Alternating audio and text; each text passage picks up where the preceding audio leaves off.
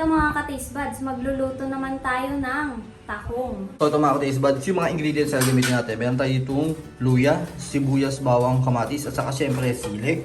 At syempre ito yung kamyas na magpapaasim ng ating lulutuing tahong. At syempre ito naman yung tahong. Ayan, 1 kilo, ang dami yan. So yun, siguro natin lutuin. Lalagay na tayo ng mantika. Yung isa na natin ito sabay-sabay.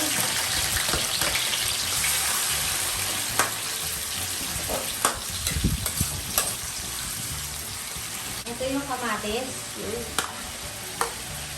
Siyempre.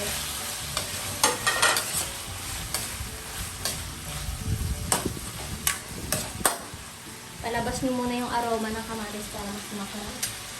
Ilalagay na natin yung kamyas, tapos may kaunting sili. Ayan. Dahil lumabas na rin naman yung aroma ng ating kamatis. Ito naman yung papalabasin natin asim.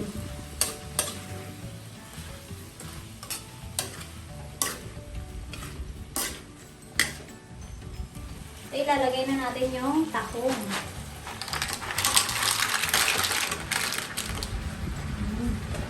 Siyempre, asin.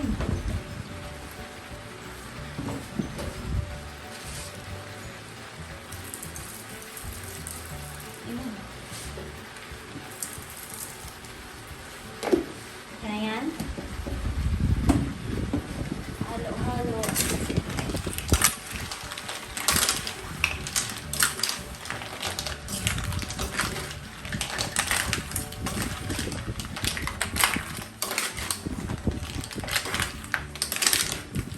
Luto na yung ating tahong. Hindi na natin nilagyan ng tubig to kasi nagtutubig yung tahong.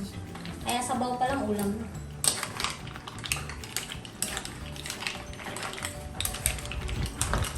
Kaya sinabi ko lang dito.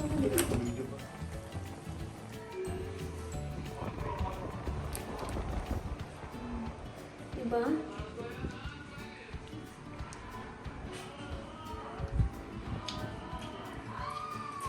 Sarap.